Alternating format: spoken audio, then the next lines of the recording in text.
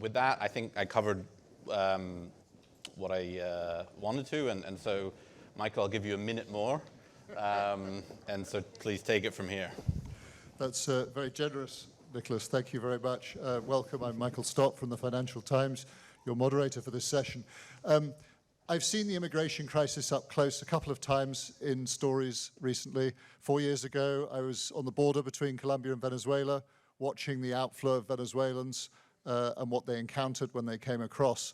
And at the beginning of this year, I was in the Darien Gap in Panama, observing how that formerly impenetrable stretch of jungle has turned into a kind of migrant superhighway for people trying to reach the United States. And those two experiences prompted a few reflections which I'd offer the panel just as points to maybe start our discussion. One was that I felt in both occasions migrants are being let down quite severely by governments, in some cases even by international organizations. They were not in safe conditions, they were not in humane conditions, despite best efforts made on all sides.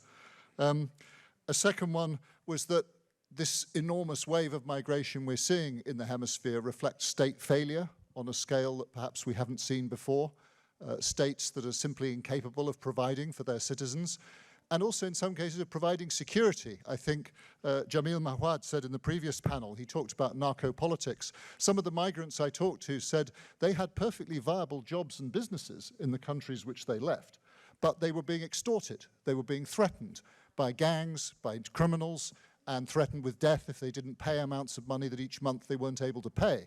And this was not just Venezuela, this was Ecuador, this was other countries in the region. So we've got a serious problem of state failure. The scale, been mentioned earlier, I mean, on a scale we haven't seen before. The Darien, 500,000 last year. The numbers are up again about 30–40% this year. But I think what perhaps hasn't been appreciated is how technology has changed the game on migration.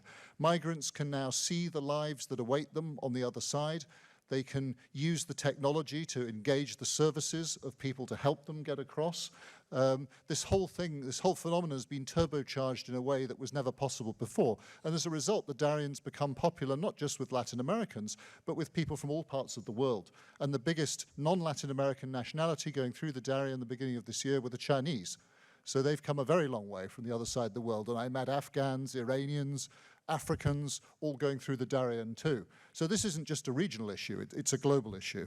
And finally, it's a business. Panama's security minister estimated, beginning of this year, £820 million were made by criminals smuggling people through the Darien last year. That's very sizable money. We know too that criminal groups, some of the drug cartels, have diversified into the trafficking of migrants. So this has also got a criminal dimension. It's not just a humanitarian crisis. So some really big, thorny issues. We've got a fantastic panel here to discuss them with. And I wanted to call first on you, Diego Beltrand, from your standpoint, the International Organization of Migration, where you've got an overview on this. Where's this all going? What's this going to look like a few years from now? Thank you very much, Michael, and thank you, Concordia, for the invitation. Let me tell you that overall, in the past 15 years, international migration has increased in the region from 7 to 15 million migrants.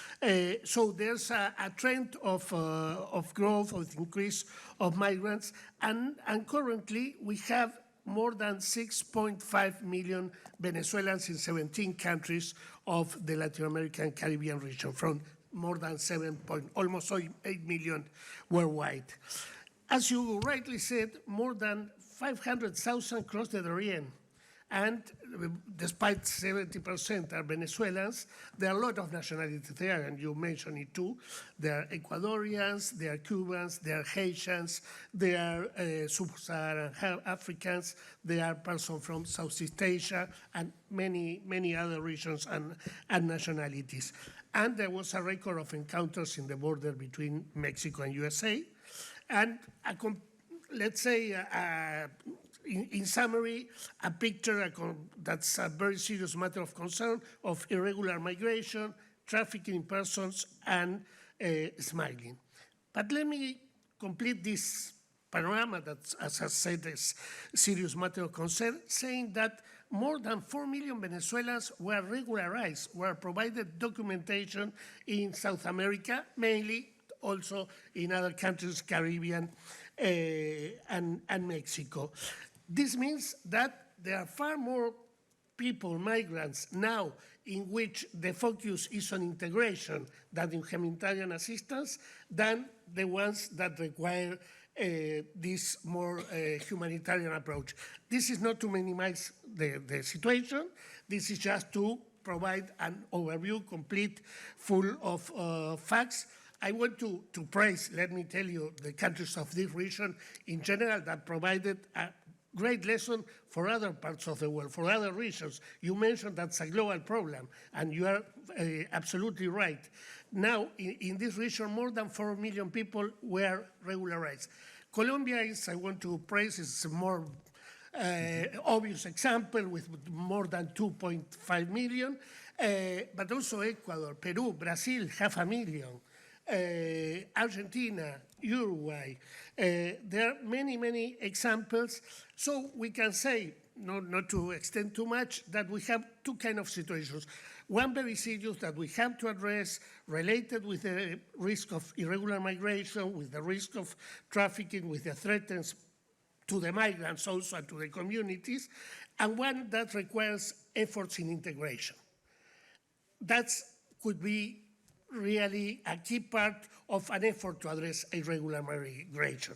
Let me summarize saying that in our view, if we are able to provide regular pathways, regularization plus integration, we will solve good part of the situation, and we will promote regular, orderly, and safe migration. Thank you, Diego, for that. And that's a great overview. Now, Congresswoman, if we think most of the people here are headed for the United States, Diego was talking about the need for safe pathways, but of course that also means immigration reform, doesn't it, which has been extraordinarily difficult in the United States, not just for this Congress, but for previous Congresses. Is that going to change anytime soon?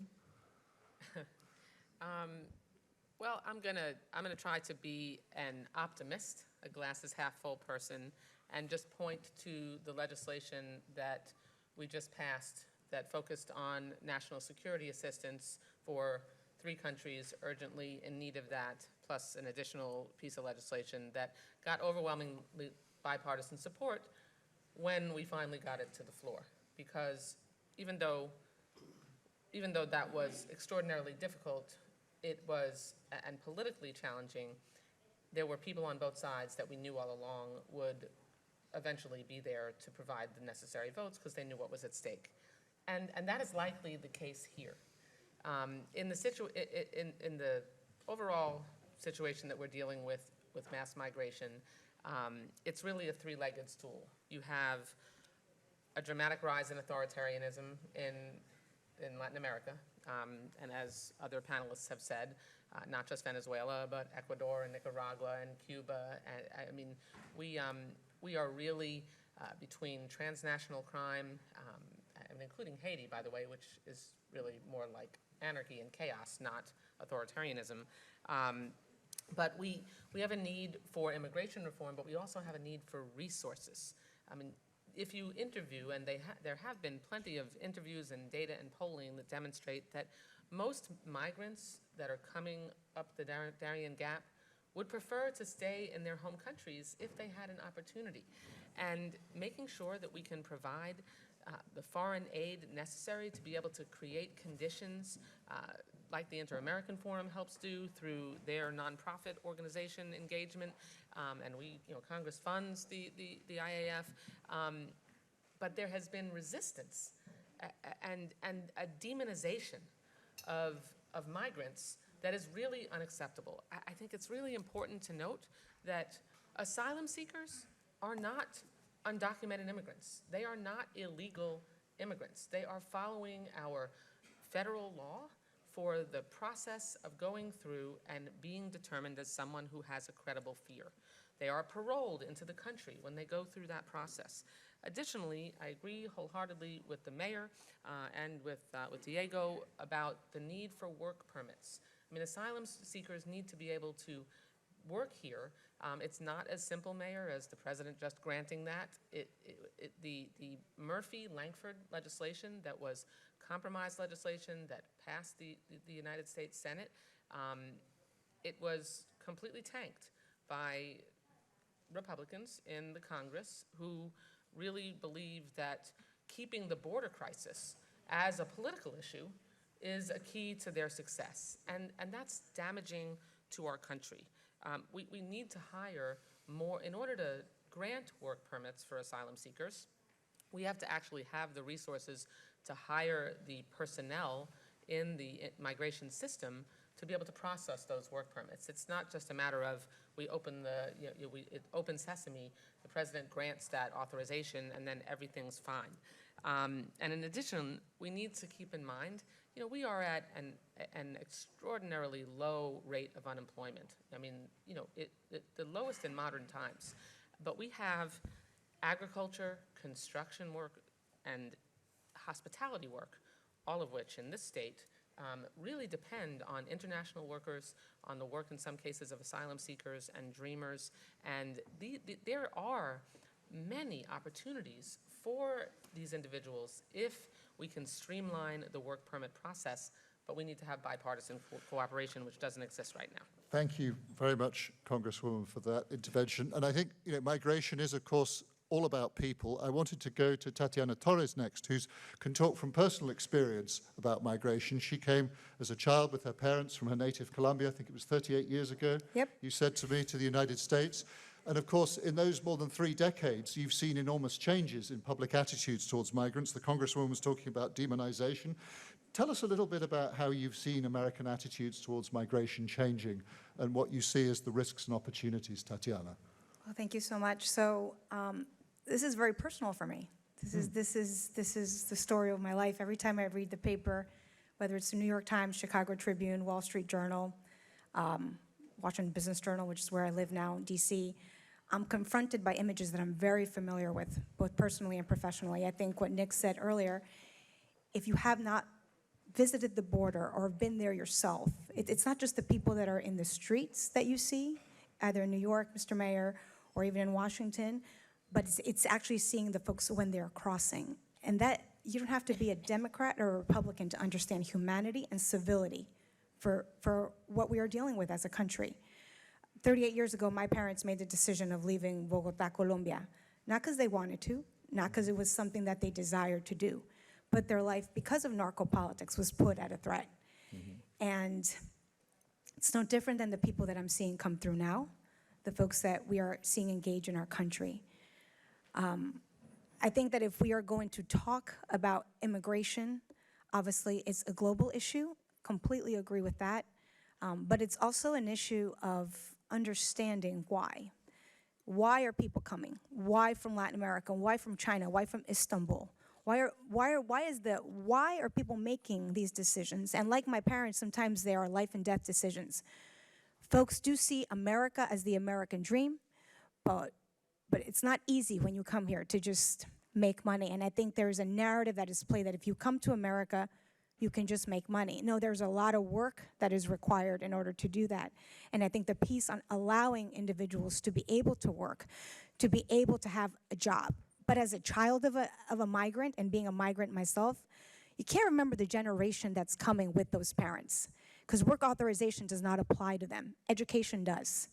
The opportunity to get health care does. Those are 2 issues that are key that I experienced in my life, right?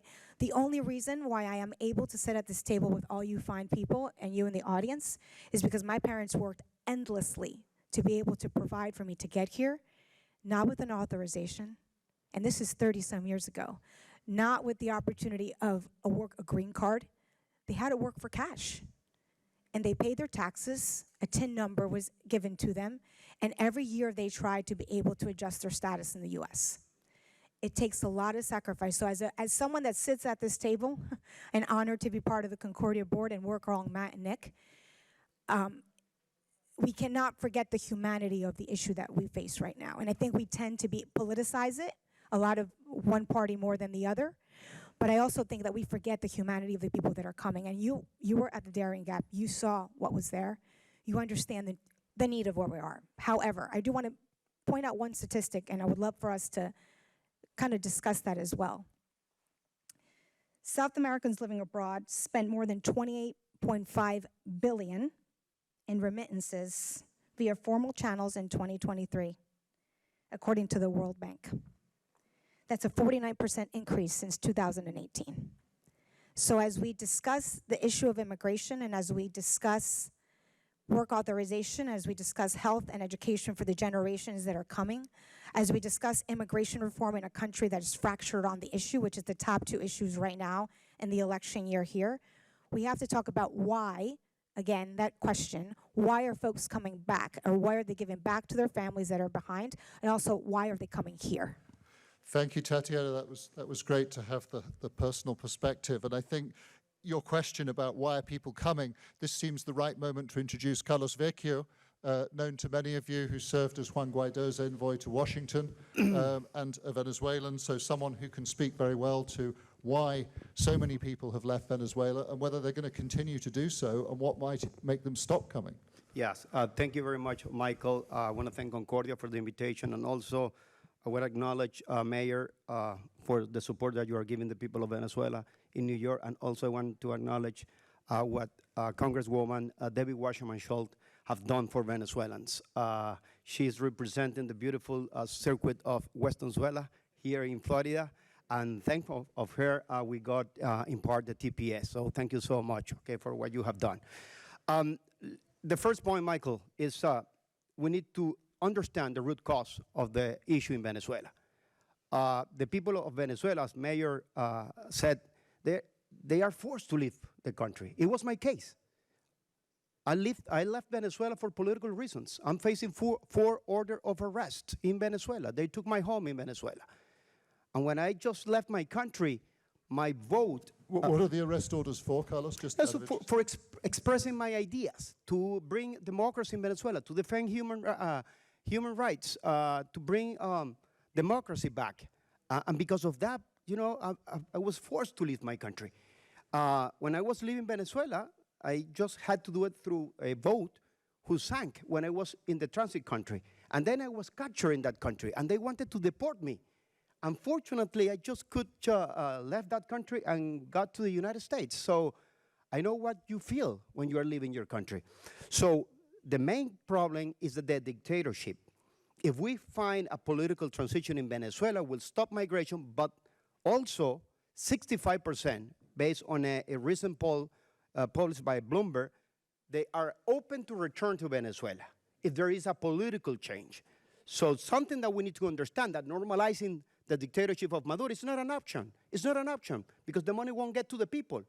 So the only way to find a solution in Venezuela is having a political transition in my country. But let me give you, Michael, let me take advantage of this opportunity to give the mayor some great ideas to support what he's doing right here in the U.S. A recent poll from the Latino Donors Collaborative and Wells Fargo says that if the Latinos living in the United States were an independent country, the U.S. Latino GDP will be the 5th largest GDP in the world, 3.2 trillion, above Canada, above UK, above Italy, above France.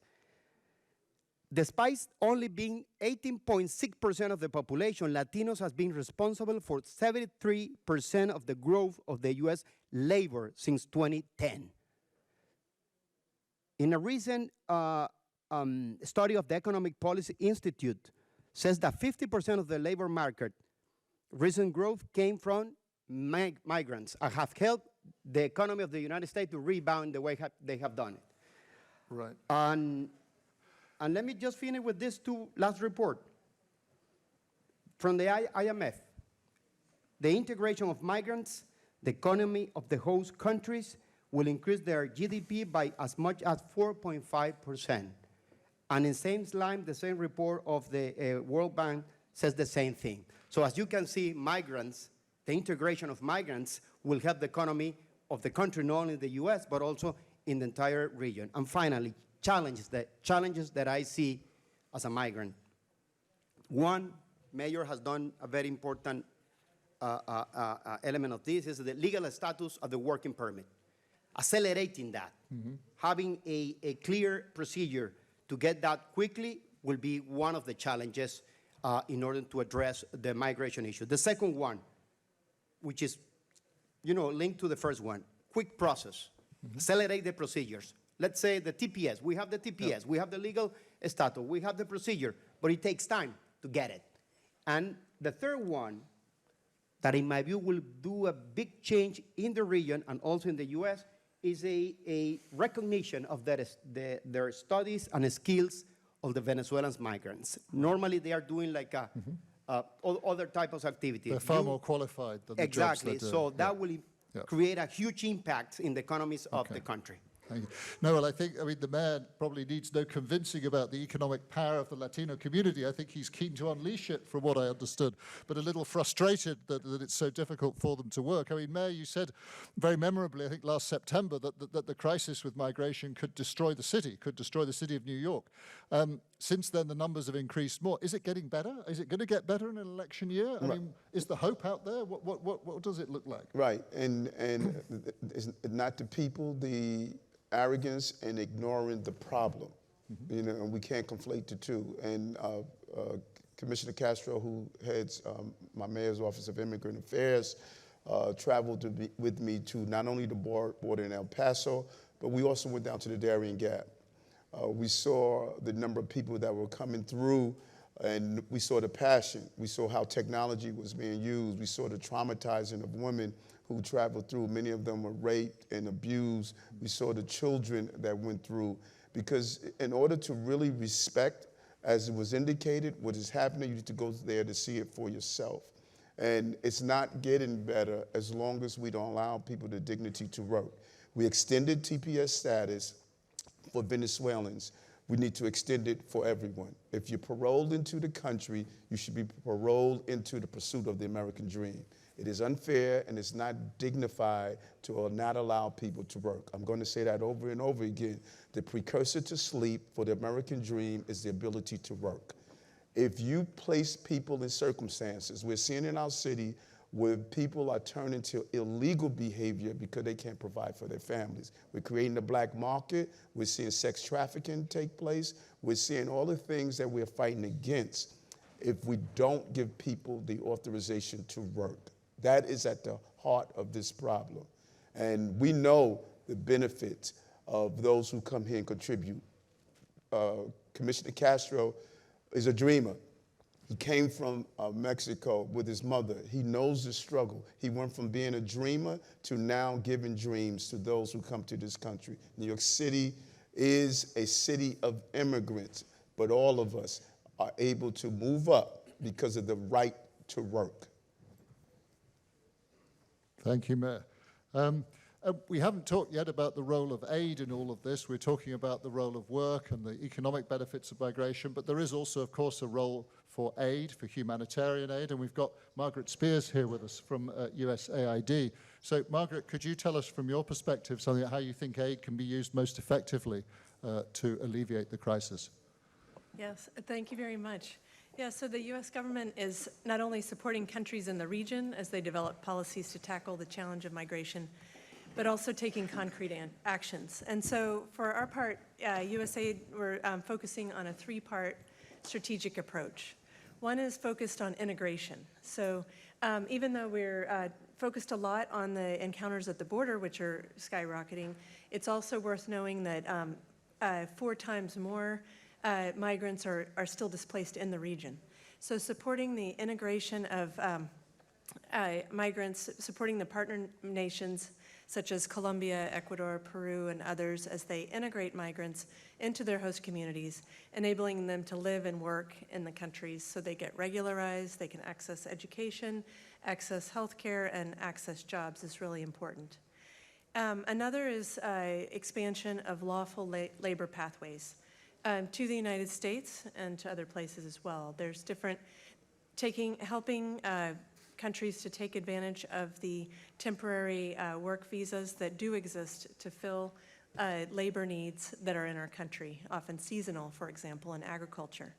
So with that, we were working with the governments of Guatemala, Honduras, and El Salvador to help them in terms of promotion of ethical recruitment that can link when there are the labor needs identified in the United States, but we're also exploring the opportunities with Canada, Spain, and others that need temporary labor. And then finally, addressing the underlying causes of migration, so the root causes that are driving people to have to take a decision or being forced to leave their home communities in the first place. So that includes addressing economic opportunities, democratic and human rights conditions in the country, education, healthcare, and others. So with that, we're focused on that as well. So those are all different components, always working with the communities and the countries as well. Right, and Sara, Aviel, you're involved in community integration as well, aren't you? Investing in host communities around the region. So tell us about your experience of that. Absolutely, thank you. And as we've all discussed, this is a global... I think your microphone needs to go on, that's it.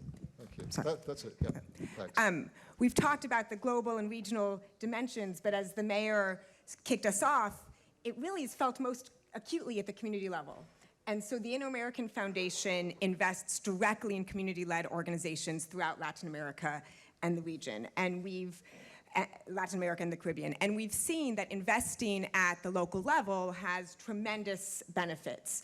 It helps support social and economic integration. It can be more inclusive. We invest in community leaders who can bring in the most vulnerable of the host communities alongside migrants, which helps to reduce discrimination and xenophobia in the region and leads to more successful outcomes. It's more multidimensional when you invest at that local level. So you can have different strategies to support livelihoods that work depending on what the legal framework is or what the opportunities are. So we have a grantee in Uruguay who recognized that there was a job needs for IT training and was able to provide that. In other countries, it may be more informal environment, another informal employment or other needs. And so it can really vary at the local level what the needs are. And by working at the community level, it can be more targeted and multidimensional. The Congresswoman and others mentioned political challenges, chaos, authoritarian regimes. You know, we do see that many of the large-scale issues are going to require these long-term solutions at national and regional levels, but you can still make progress at the local level by working directly with communities. So even in Haiti, where it is so hard, we've got a network of dozens of communities at the local level providing savings and loans, supporting farming associations, so you can still make a difference.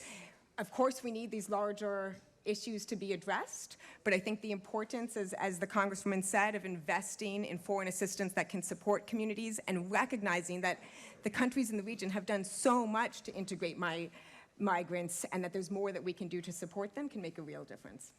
We haven't talked yet about the role of the private sector, and we've got Jose Barred with us, a successful South Florida businessman, entrepreneur. Jose, could you offer us some thoughts about the role the private sector can play in this? Thank you, Michael.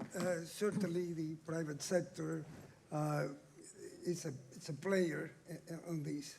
The more facilities that we give to the migrants in their own countries, really most of them, the reason why they're coming is economic. Even there is some cases that warrant a different treatment, being more political. The economic factors, when we don't give the ability to compete for plants and the public and private sector to work together so that they have in their own countries the ability to develop and have jobs, we're making a mistake. And private industry will, regardless of political situation, will try to stay. A factory in Mexico that is building cars will try to stay unless the government makes it very, very difficult for them to continue. And they are providing jobs. when you close a factory, and it may have to do with tariffs, we need to be careful with that. We need to be careful with sanctions. We need to be careful with embargoes that prevent the private industry from doing the job that they need to do in providing a workspace for these the migrants. And when it comes to the United States, we have an issue that seems to prevent us from going forward with legislation to address the issue. And it has to do with the undocumented. It seems that we always go back to, well, why should we have a different, we need to face it. It's a problem and we need to solve it. And I think that we need legislation, and like the mayor said, and many of you have said, work permits. That's what they need.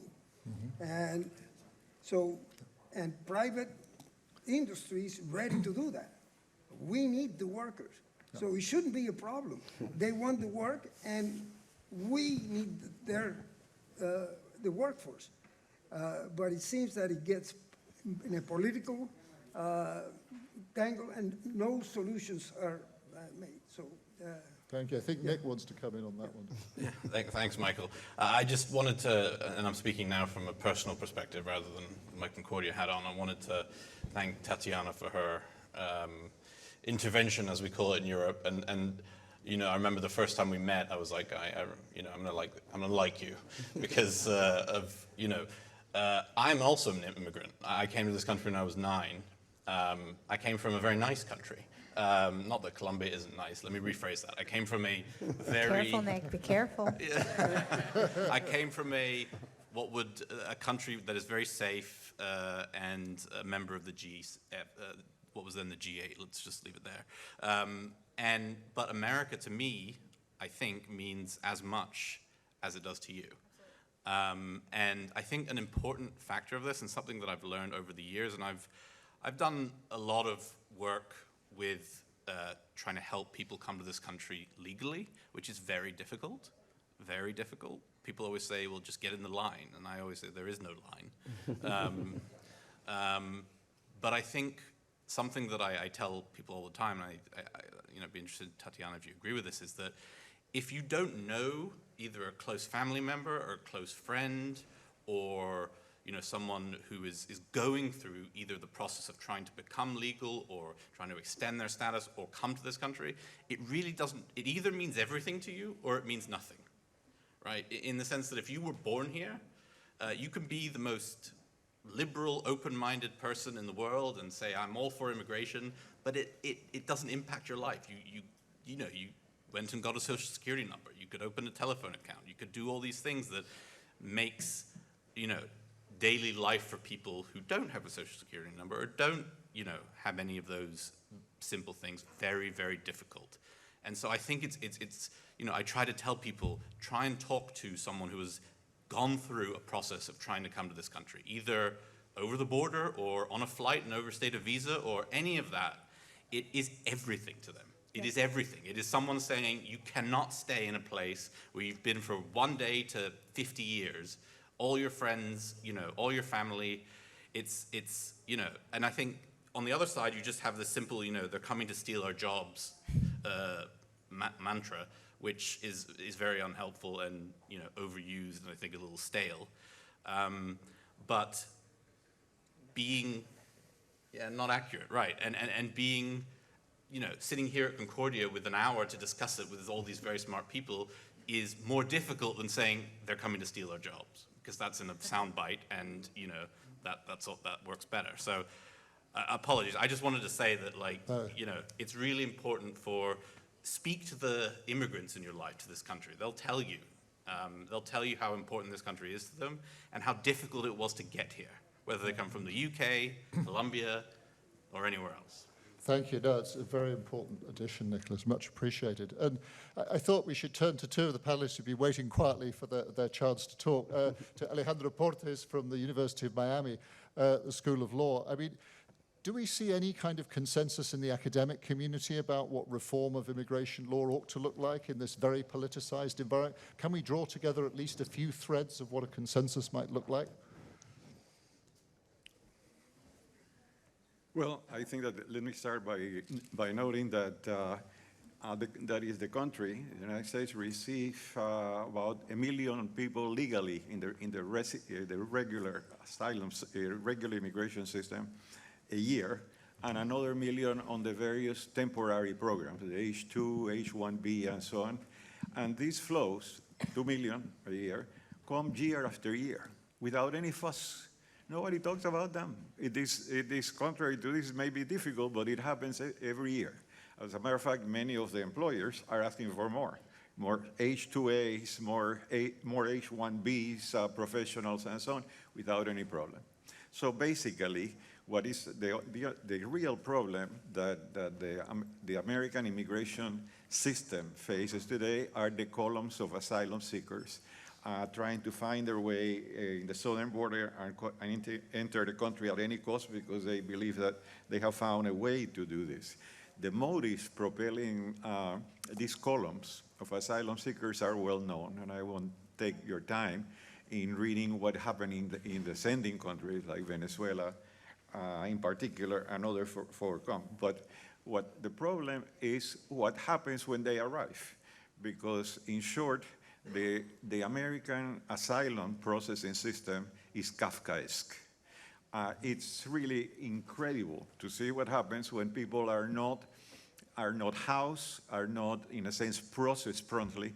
What is happening is that the Border Patrol officer or the CPB officer releases the people who arrive into the country with a court date that can be months away in a completely different city. And so they are left to amble around the border cities, as the mayor and many other people have seen, with having nothing to do until the Republican governor rounds them up and put them in a bus to arrive in a city that where they don't know anybody and whose language they don't speak. I would say that is very, very important. I make an aside here. The thousands of Venezuelans and others coming into New York, aside from not having a work permit, have generally no social networks because there is not a big Venezuelan economic enclave in New York. The contrast is with the city you are sitting, we are here residing. Over 200,000 Cubans also cross the border with the same status and so on. The vast majority came here to Miami, and you don't hear a peep about the crisis that is created in Miami, largely because of the operation of social networks. There's a huge Cuban enclave here. There's an economy, there are families, and somehow people that is managed to enter despite the absence of a work permit because of the presence of social networks that are so powerful linking Cubans there. But with that example aside, it seems to me that unless the present asylum system of the United States is reformed quickly from what it is now, which is absolutely absurd, what we can see in the future is a quantum expansion of the population living in the shadows. There were already an estimated 12 million undocumented immigrants whose problem has not been solved because of opposition by Republicans in Congress and so on. There was already 12 million, and now we may have a quantum expansion of that population because people being people, human beings, they will find a way. They will find a way that is to find some jobs in the informal economy. They would go around and they would add to that population that lives here, but that lives under the shadows, like so many Mexicans in the past have. And that basically should not be accepted because this is not a way to extend and to maintain a law-abiding, rule-following nation, as it should be. No, thank you. That's a devastating indictment of a broken system, Kafkaesque amongst the adjectives used. Congresswoman, I mean, you said earlier that this had been heavily polarized in election year. What hope after the election of immigration reform?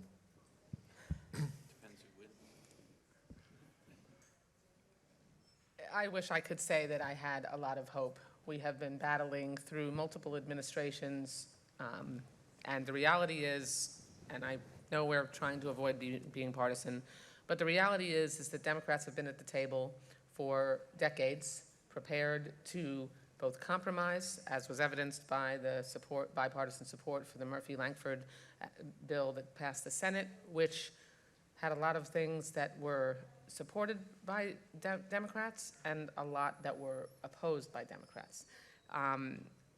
The important thing for us to do is to really make sure that we remove the obstacle that the Republicans have stated is something they want to leave in place, of this being a political challenge, that this is a political key to their success in an election. And I'm just stating what was said out loud by the actors involved in the upcoming election on the Republican side, not offering my opinion. But we have a number of things that we can come together to do. There's a lot of low-hanging fruit, agricultural adjustments, the Dreamers, assistance for the Dreamers, work permits for asylees, even the examples that the president has proposed and implemented, not just TPS, but the parole program where you can apply for parole in your country of origin if you're from Ukraine or Venezuela and a couple of other countries, and then legally come here, be able to apply for a work permit and go through that process. Those kinds of things need to be expanded. But I just want to address something that, so we need to come together in a bipartisan basis, stop using this issue as a political wedge, stop demonizing immigrants, and remember that the rich tapestry and the success of America was woven by the immigrants that came before us. But Dr. Portes, you mentioned that Cubans, as an example, were, not demonized. I think they were many years ago, but that the volumes of Cubans that have come have not had the same reaction as perhaps Venezuelans have. Well, the Cuban Adjustment Act probably helped that quite a bit. Cubans, because of politics, because of the condemnation of communism, back all the way to the 1960s, they have had a leg up, and that was something that I've supported, and many politicians on both sides of the aisle have. But it's an example of how we need adjustments in the law and assistance through reform, that we need to come together on a bipartisan basis to be able to make sure that there isn't opposition to the waves, and that we can also stem those waves.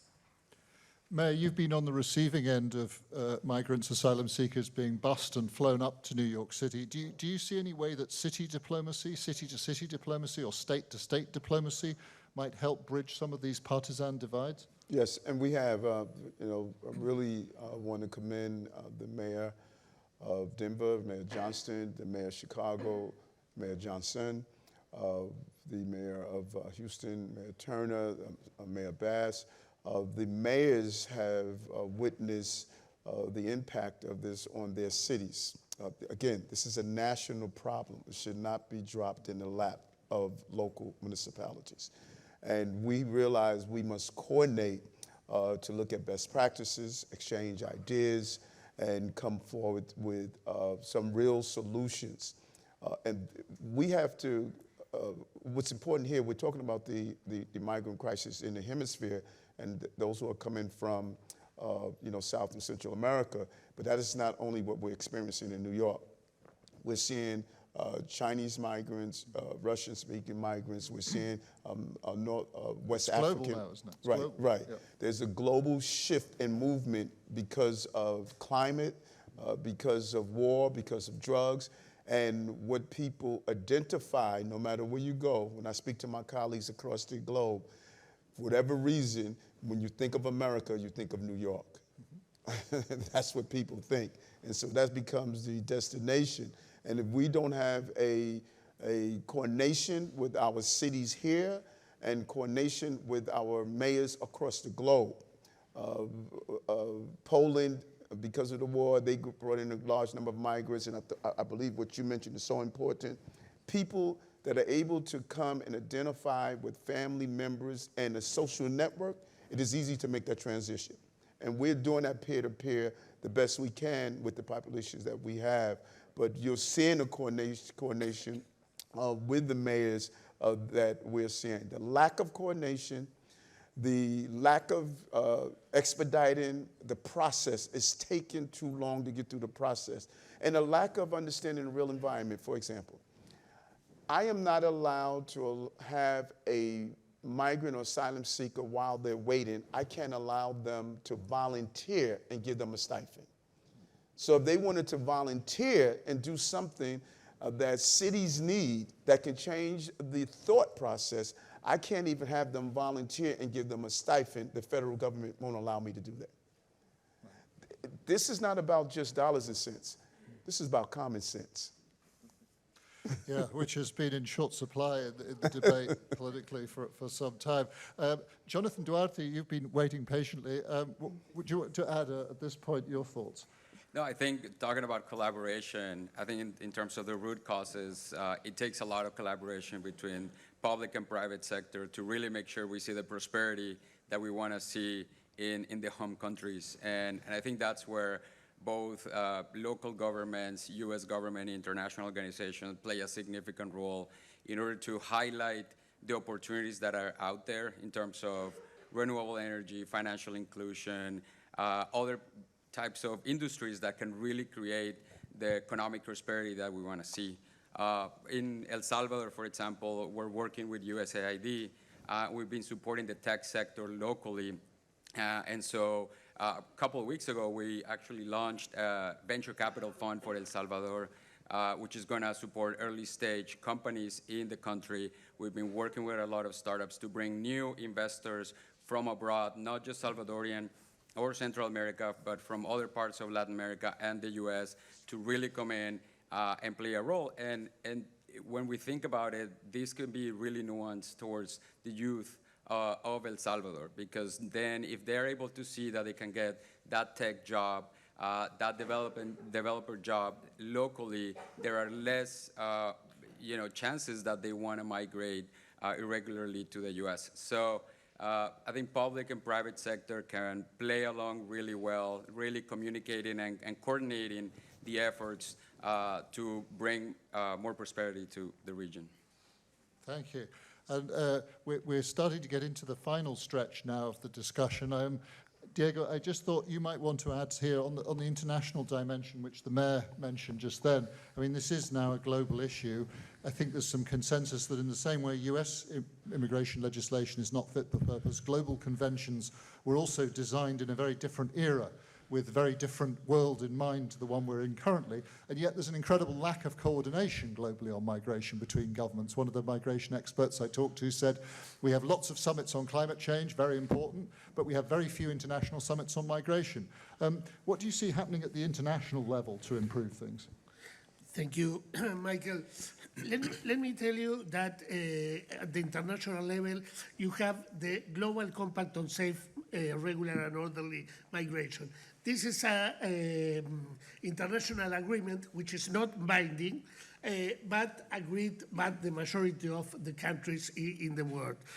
So what is the advantage of having this framework? It provides us the standards. It provides us the main aspect that should be considered to have a safe migration, safe, orderly, and regular migration.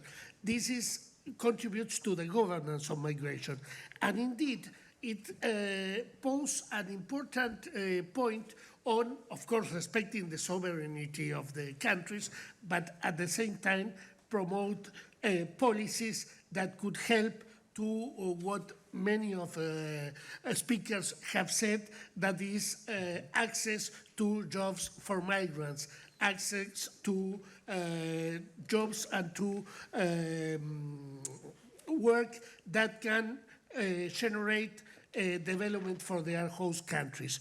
In this sense, let me tell you that at this moment, the moment we are speaking, in Colombia has presented a report that shows the contribution of almost $600 million to the to Colombia. This represents more or less 2% of tax revenue.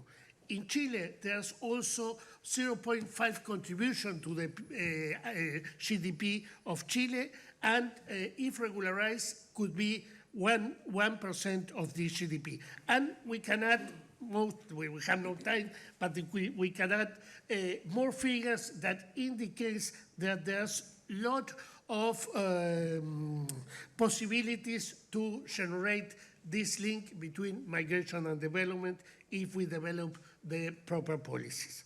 Thank you. I think we've got time for a couple more quick interventions before we go to the final poll. If anybody has got a point they'd like to make who hasn't had a chance to make it. Carlos. Just, as we mentioned here, Venezuela has 8 million Venezuelans outside. It's the largest refugee crisis in the world. It's happening in this hemisphere. We are not facing a war, but we are having the consequences of a war. And that has to be, to be clear, to understand how we can just tackle that problem. So I will mention one aspect that is not related with migration processes, but it's totally related to the migration problem. And we are 4 months ahead of an election. The international community signed a statement regarding migration in American Summit, which says that they are committed to create or enhance the conditions of the country to avoid that people could leave their respective countries. So in my case, as I mentioned, it's a political issue. So if the international community understands that allowing the Venezuelan people to express free and fair in an election will help to migration, they will start working right now instead of missing that opportunity. We're 4 months ahead. So it's a great opportunity, if they are concerned about migration, to work with the international community to allow the people of Venezuela to vote in a free and fair election. That's a single act that we can do right away. The other point that I want to make, as Mayor mentioned many times, based on the labor statistic, will be a shortage of labor in the US in the next 10 years. Mayor mentioned some professions in his state or city, but if we take that into account, I believe that instead of granting humanitarian parole, it will be more effective a labor parole. And you were mentioned that. There is a cap right here, and that's the problem. You are processing those, but it's not enough. It's not enough. There are more job openings than workers, so we need migrants. And if you have that labor parole, you will allow sponsor private sector to be involved in advance. Work with those migrants in their respective countries. Look for what they need. Work on that and distribute them, not to where they want to go. No, you need to go to the state in the United States where they need the worker, and you will have a sponsor who will be responsible for that person. And also at the same time, as soon as he gets here, he won't need a shelter, he will need food, because that person will have a job immediately, and at the same time will allow you to do the background checking before getting into the United States. Right. Thank you. Tatiana, very quickly, last word for you. I think migrants have different faces, come from different places, and I think we need to be conscious of that. And I think we need to have, again, humanity and civility to what Nick said. He's from Greece, I'm from Colombia, we're both migrants. And the only reason why we're, again, sitting at this table is because someone, somewhere along the line, was able to help our families, our parents get to where we are. And it's, to your point, a social network that sometimes people don't have here. So I'd like to make sure we don't look at migrants as a political issue, to your point, Congresswoman. It's not. It's a human issue. It's a human rights issue. It's a civil rights, civility. And if we continue this year, how we are, and if we go into a next year with a change in administration here in the United States, we might have a very, very big problem on our hands, especially if we lose the Senate as well. Yeah, and I think what the Congresswoman was saying is not that they're viewed as a political issue. The reality that those who are trying to exploit it as such, and I think that's so important. The number one issue here, we're using a rotary phone method in a smartphone age. We better bump it up. Yep. Absolutely, absolutely. So as we begin to wrap up, I'd like to turn towards the polling that we have, and I think that can come up on screen, hopefully. If we could get that up on screen, you've got the QR code. Those of you in the audience, if you'd like to submit your answers, please. The first question, what are some of the challenges faced by locals in areas affected by immigration? How can the government collaborate with these communities and migrants to promote cohesion? So please fill your answers in, and we'll see where we think the audience's views are on this. And then we've got another couple of questions for you before we wrap up. So if you can vote speedily, preferably only vote once, then we could go on from there. So we've got about 43 votes now, and we seem to have a consensus in favor of job training opportunities. I think perhaps the words of the mayor are resonating there strongly with the audience. So that's very good. So that's coming out as a clear favorite among the audience. And perhaps now we can turn to the second question, if that's okay, which is about some of the areas of intergovernmental collaboration that we can fill to promote the integration of migrants to their host communities. So we've got three options here, and we seem to be more or less equally split at the moment between aligning migration policies and joint partnerships on integration programs, which are emerging as by far the two preferred options among those in the room.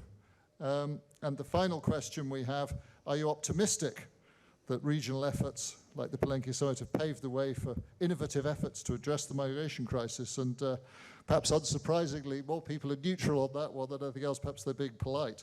But there's only 18% who are optimistic, which is perhaps not surprising given some of the things we've been hearing today. But I think you would agree with me, ladies and gentlemen, we've been incredibly lucky to have such an extraordinary range of experience at the table here, and knowledge and different perspectives from the public and private sector, from Congress, from the government, from the city of New York, from Tatiana, from someone who's been through the process, from the business community. And that's really, I mean, I could have listened to this for another hour or two very easily, and I think it's a shame we haven't had a chance to give more space to all the people around the table. But we're very grateful to you all for your contributions, to Concordia for bringing us all together, and to you, the audience, for coming. So thank you all very much.